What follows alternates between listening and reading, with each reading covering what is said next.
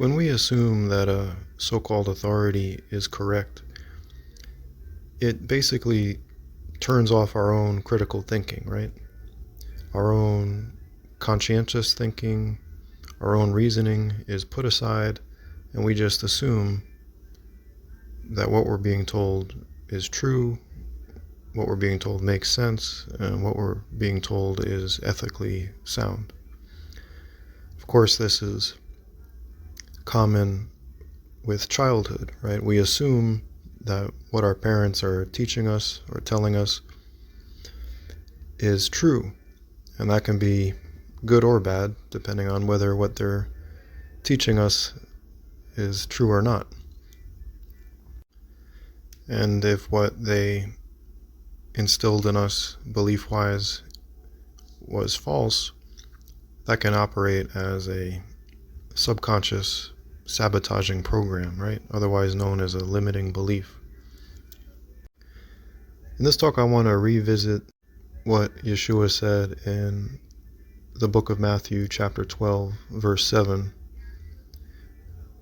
when he said, "But if you had known what this means, I desire compassion or mercy and not sacrifice, you would not have condemned the innocent," end quote. And I want to talk about what the church tells us that means, right? I want to talk about what the authorities, the so-called authorities, tell us he was talking about. And I just want to look at this objectively as best I can and see if that actually makes sense. Is it actually logical to come to the conclusion that they have based on the context of the verse, and also just based on logic. Well, the photo I took for this talk, you'll see a few books on what can be categorized as vegan Christianity, promoting Christians leaving animals alone, basically, being merciful to animals. And I also included kind of illustration that came in a different mailing that shows Jesus holding a sheep, a baby lamb. And that's a fairly common image. Like, I've come across that in multiple countries, from churches of multiple denominations. I've seen it in actual churches or cathedrals, like in paintings and so on. I think even maybe in stained glass, I've seen that image. So, to just kind of set the tone of inquiry here, isn't it logically, possibly, at the least, problematic to assume that Jesus was this loving and caring person towards animals, as expressed in the image of him holding a baby lamb lovingly, but then he was also at other times actually killing these animals, perhaps slitting their throats with a knife? Isn't that contradictory, right? One is showing compassion and the other is being violent. And I know, rationalizations might come up like, well, you gotta eat, right? Like, well, he might have been caring to the animal up until the point where he needed to kill it in order to survive, right? Because if he were to not eat the flesh of that lamb, he would die of, I don't know, protein deficiency or B12 deficiency or whatever, whatever pseudoscience nonsense might be used as a rationale, right? It doesn't actually make sense. It's not ethically consistent, right? And I'm not saying that people don't actually do such kind of behavior, because there are farmers, for example, who do, quote unquote, take good care of their animals right up until the point that they kill them. But that doesn't mean that it's a morally consistent sequence. It doesn't mean that the killing is actually a continuation of that care. It's not. It's a termination of the care. It's a betrayal of the relationship, in the worst kind of way, actually. So it's just something to think about. And I actually asked a missionary I met in another country once who gave me a pamphlet that had a very similar image, Jesus, Yeshua holding a baby lamb. And I said to him, don't you think it's odd that he would then kill that animal later? Like, do you think he killed that animal later when it was an adult? And the young man, the missionary, was kind of taken aback, and he said, I've never thought about it. And I said, okay, well, I think it's something worth thinking about. I might have even said, I think applying the golden rule towards animals makes sense, since they feel pain, right? They have emotions, they want to live. I just got back from a drive and passed multiple trucks, like the 18-wheeler, big trailer trucks, transporting cows, other times pigs. And if you ever drive by one, passing lane, and look through the sides of the trailer, the ventilated sides, you oftentimes see these animals in clearly unhappy circumstances, right? And of course that can be amplified depending on what the weather is like. If it's extremely hot, there's been, folks that have found, like, pigs, for example, being transported that were, dying of thirst. But just think in an empathetic manner. Why empathy makes sense, right? Because you're realizing, okay, they share consciousness like I do, right? Like when we have empathy towards another person, it's because we can think, oh, well, if I were in their shoes, if I were in his or her shoes, I would not enjoy that. I would find that painful or hurtful. So because I can relate on that consciousness level, I'm going to have empathy and carry out the golden rule, right? And people have been, I think, trained or brainwashed to look at animals not like that. Like they don't really have consciousness. They don't really have emotions or feel pain. People struggle with that or resist that, especially with fish, even though the science is very clear that they do feel pain. And obviously when you pull them out of the water and they're flipping around in desperation, while they're suffocating to death, they're obviously not okay with the situation, right? They're suffering. So I'll return now to Matthew 12:7, but I just wanted to preface that with utilizing our own common sense, right? Utilizing our own critical thinking. Animals obviously feel pain, have emotions, want to live. If you actually pay attention, right, you can see when they're suffering. You can see when they feel glad. Like when an animal, you can watch videos of when an animal is freed from a factory farm or some stall that they've been stuck in. They'll literally be jumping for joy. You can see, mother animals showing compassion for their babies, right? It's very clear. Of course, their consciousness is not equivalent to an adult human, but it doesn't mean that it's not ethically relevant, right?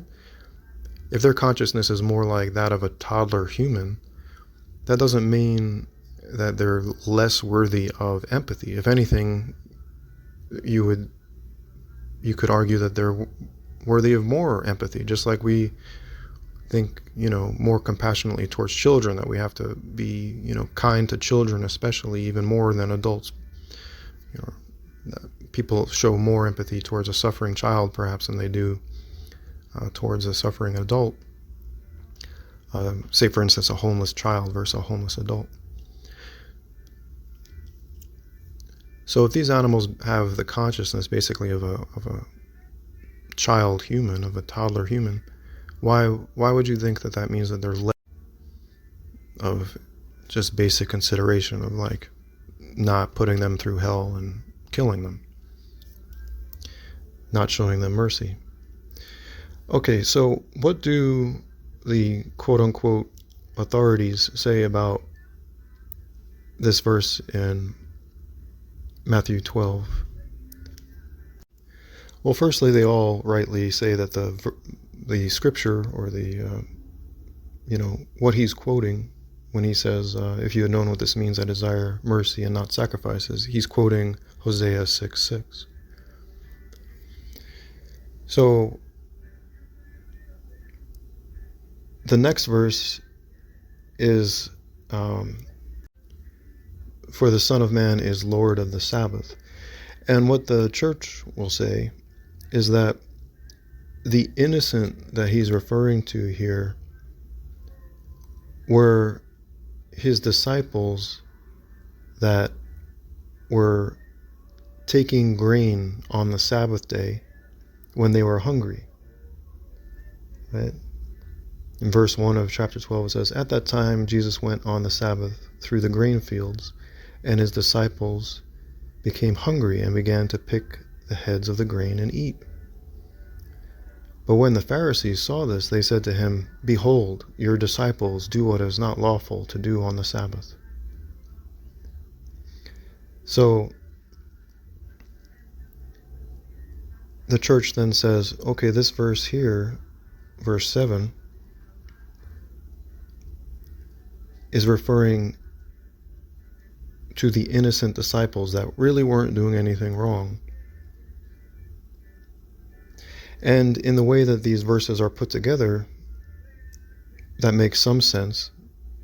But verse 7 really stands out, right? It seems like a bit out of place, almost like there's some other verses missing, perhaps, that were perhaps redacted or taken out, right? Because he's referring us to Hosea 6:6 on, I desire mercy, not sacrifice. What does that have to do with picking wheat from a field when you're hungry on the Sabbath? Especially when you go back to Hosea 6:6 and see what the context of that phrase is. And remember, Yeshua said, if you had known the meaning, right? So he's telling us to go back to Hosea 6:6, right? To understand the meaning. And what is the context in Hosea 6:6?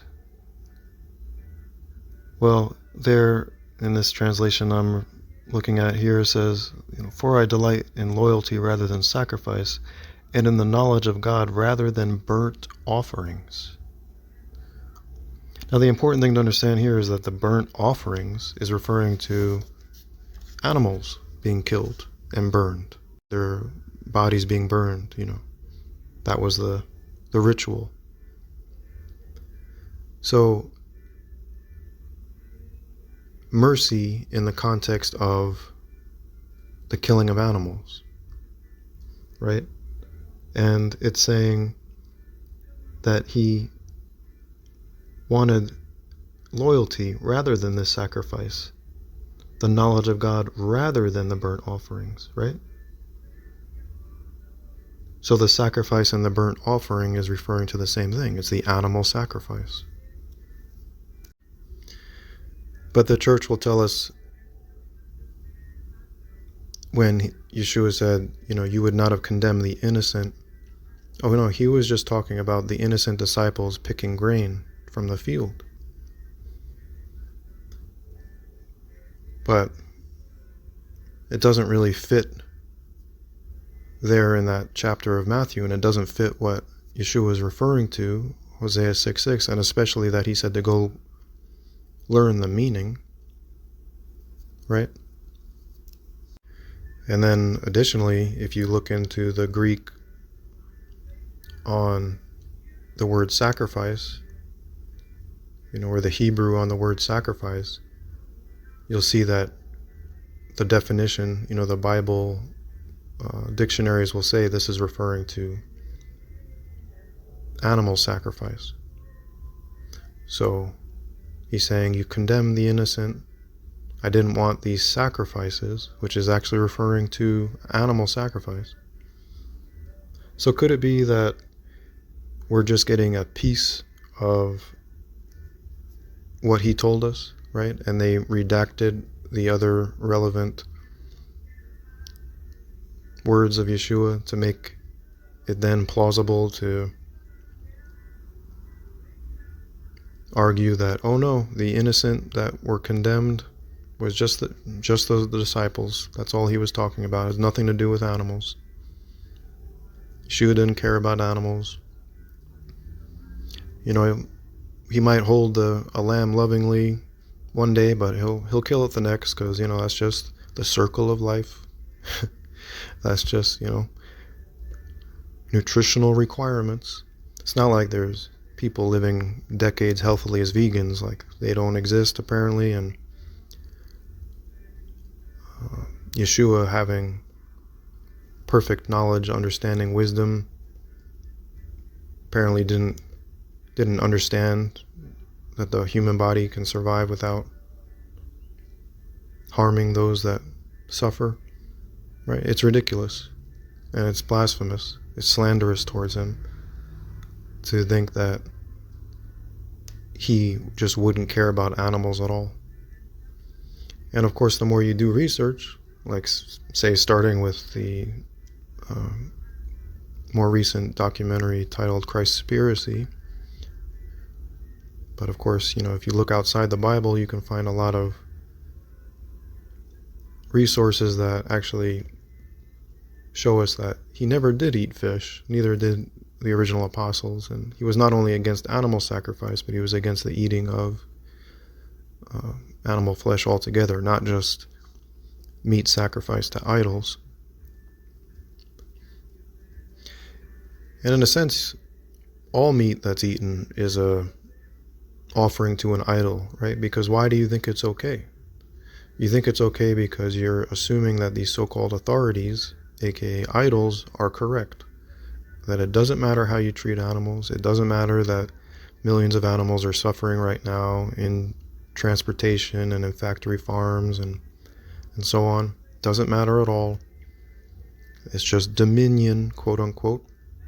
Speaking of documentaries, there's a documentary by that name, Dominion, about cruelty towards animals that would be good to watch also, to make it clear that they really do suffer quite a lot. They were literally going through hell, and it's completely unnecessary. Like, you could beans rather than the pork chop. It's not hard. It's not like you need to put animals up on a pedestal and think some idolatrous thing about animals. No, you just leave them alone, because that's basic empathy, right? I did a talk on covert narcissism, actually a couple talks, and you may know that what's called covert narcissism is identified mainly by a lack of empathy, or one of its core characteristics is a lack of empathy.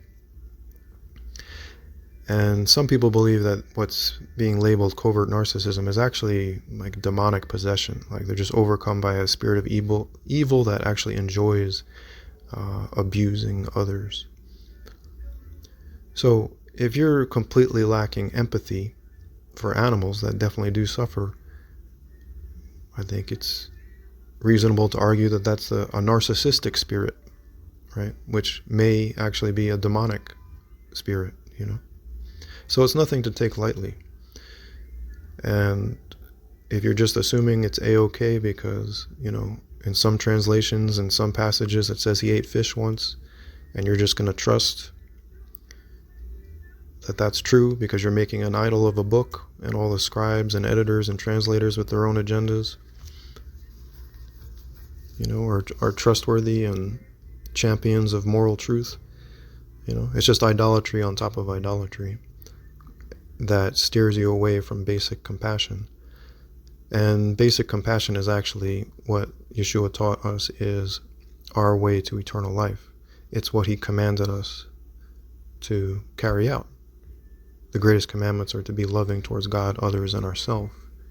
So if he's emphasizing mercy and compassion, and then in this one major component of human life, namely what you eat for food, you think mercy and compassion don't matter, again, logical inconsistency, that should be apparent, but can appear ambiguous or complicated because of your allegiance to so-called authorities telling you nonsense and lies that lack empathy, that lack compassion.